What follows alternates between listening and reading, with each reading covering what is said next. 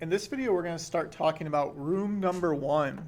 This room has our fox statue, and we have our stag statue right here.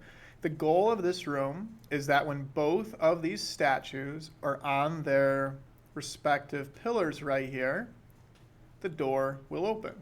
Now, obviously, this is not set up to function just yet, and that's really the whole goal of this challenge. This challenge will let us use casting to confirm whether the right blueprint actor was placed into the right trigger box. We'll also use Booleans then to have our conditional statement that if the fox is on the pillar and the stag is on the pillar, then the door will open. Finally, what we'll use is the blueprint actor door actually has a custom event built into it that allows us to open the door when this occurs, and then actually close the door if it happened to like fall off in between it hitting and not hitting. So let's get going. Now, this all starts with us first wanting to track whether or not some sort of object goes onto this trigger box. Now, where we begin is clicking on our fox trigger. I'm going to go into my level blueprint, hopefully dock it there, perfect. And I'm going to start with a begin overlap. So I have in here add an on-actor begin overlap for the fox trigger. Now, if I simply put a print string right here, and I typed in overlap just to make it a little bit more obvious, and I hit play, what will happen right now is when the fox goes on here, you can see in the top left-hand corner it says overlap. But it'll also say overlap when any other object goes on there. So whether it's the box, one of our bricks right here, any object is triggering that overlap. That's obviously a problem when we want to have some sort of puzzle game. Kind of even like a bigger problem because this would actually confirm it. So for a puzzle, we want to make sure just the right puzzle pieces can be used to solve the puzzle we're creating. Now this leads us to casting. To be upfront, like you could do this a lot of different ways. We actually, in our earlier logic practices, what we did was you did equal, and you could actually set up like if an object equals the other object, then have this be a branch. This is kind of a very reasonable way of doing that.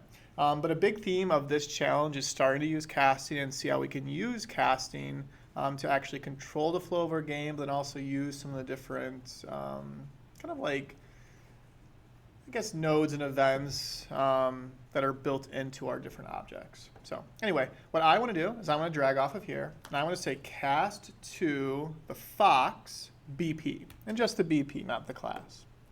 Now, anytime you cast, you're going to have to define what the object is. You know, later on we'll learn that when you cast the character, you can actually get player character or use some of the different game framework pieces. But regular blueprints don't really have that luxury. So what we want to do is we want to use the event of the overlap and say if the other actor was this object, then it will succeed. So now if I kind of work my way back through, let's leave it as hello this time.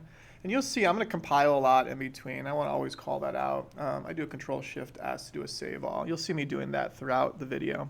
But for me, right now, what I have set up is if I put the fox on here, it'll say hello. But if I put the crate on here, nothing. Now, I can try to pull this off. Let's see. We'll have their debug on. We'll hit play. I'll pull this side a little bit right here. Perfect. So what you can see in this window is if I put this onto here and let go, it actually fires and goes all the way through.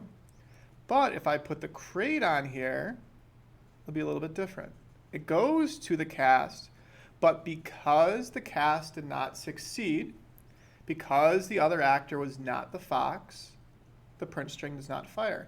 So it actually kind of creates a little bit of a conditional statement. It'll say, hey, this will only work if the fox is on this trigger box or overlapping this trigger box. So we can go through. What I like to do at this point is I actually like to set up my end overlap as well. So I'm going to go in, I'm going to type in end overlap, and I'm actually going to cast again.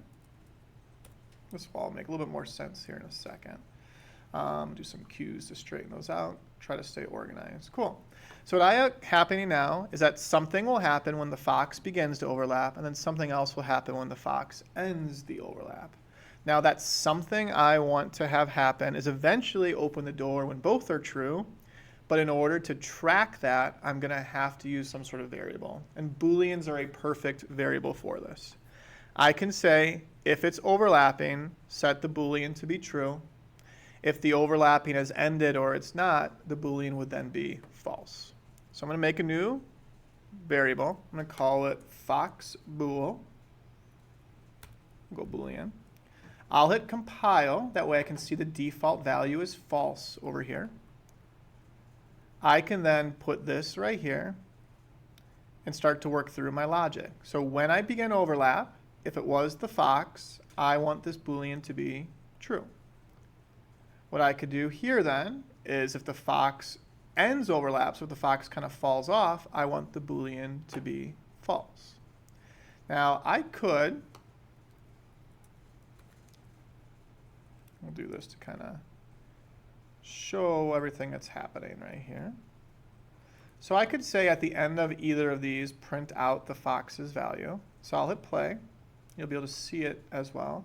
But when I go over, you can see it says true. When I take it off, it says false. When I go on, it says true. Go off, it says false. So this little control right here allows us to make puzzles. And really what all this ends up coming down to is if you can track different things happening, then you can make decisions and have different outcomes to the gameplay. So we're in a really good spot right here. What I'll need to do next is set this up for my stag. Now the stag, pretty similar. So I'm going to begin overlap. I'm going to cast to this blueprint actor. So it's the stag statue.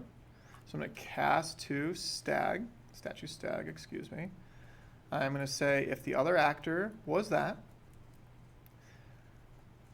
I'm then going to need a different Boolean. So I'm going to make a stag Boolean right here. We'll save all, we'll compile. And when that is true, I'm going to set it to be true. So when that happens, that would be my next step. I'm going to set up my end overlap as well. So right click, add event, collision, end overlap. So that's a different way to do it. I can cast to my stag. I'm going to say if the other actor was the stag, I'm going to set the Boolean to be false. Now this is doing a lot, but at the same time, it's actually doing nothing, right? So all I have set up at this point is I can start to track whether or not these things are in the right spot. But ultimately, the outcome isn't any different than if I would have done nothing. But I can now make some decisions based on these different events. So what I want to do is I want to go through, I want to make a branch. I'm going to make my condition right here. And my condition is going to be an AND Boolean. Now, I can then track if the fox is true and the stag is true, I can have something happen.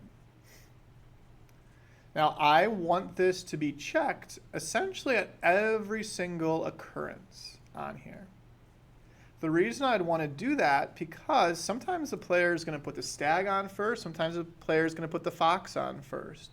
So unless there is some sort of like order for this puzzle, and you'd probably have to do that a different way anyway, but you want to have it be set up in a way where the player can find the solution or find the outcome, sometimes in a multitude of ways, right? Kind of in multiple ways.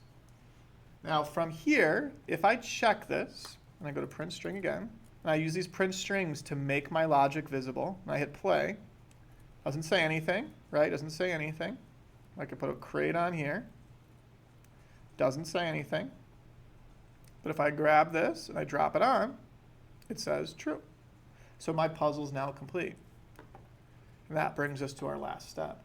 Our last step is we want this door to open. Now this door is a pretty cool blueprint. If I open up the door here, or I could find it in my Dungeon Ruins folder right here. This is the door. The way this door works is that there's a frame, And then there's a couple of these doors on here. There's actually some invisible cubes helping us with collisions too. But built in, there are these custom events, open door and closed door. These interact with this timeline. And this timeline is basically a change in rotation over time. So over 3 seconds, the door is going to rotate to open. And what that does is basically pivots and opens the door. We can fire the open door to open the door, and then we can fire the closed door custom event to reverse it, which would ultimately close the door.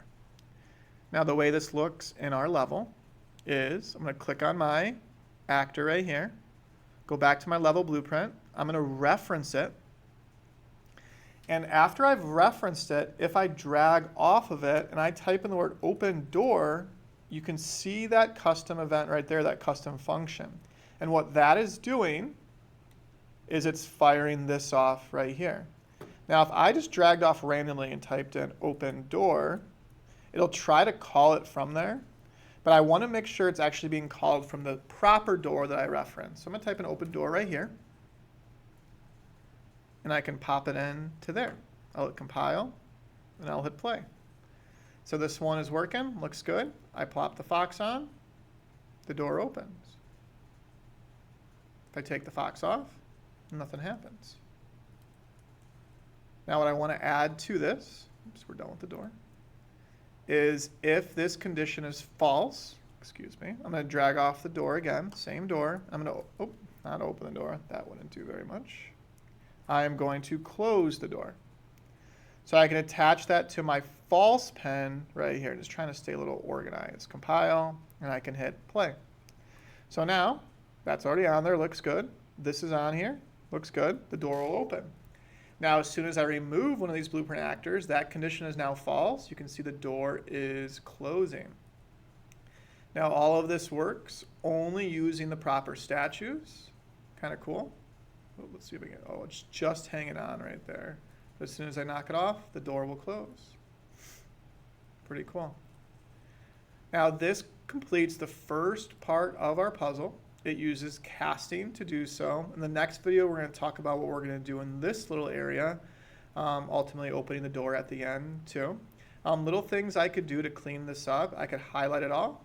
I could hit the C key, and I can say like puzzle, or I could say fox and stag puzzle, right? Just to kind of make it organized. I like to add colors because it kind of makes it a little bit more visual for me. And I have that first challenge all set up.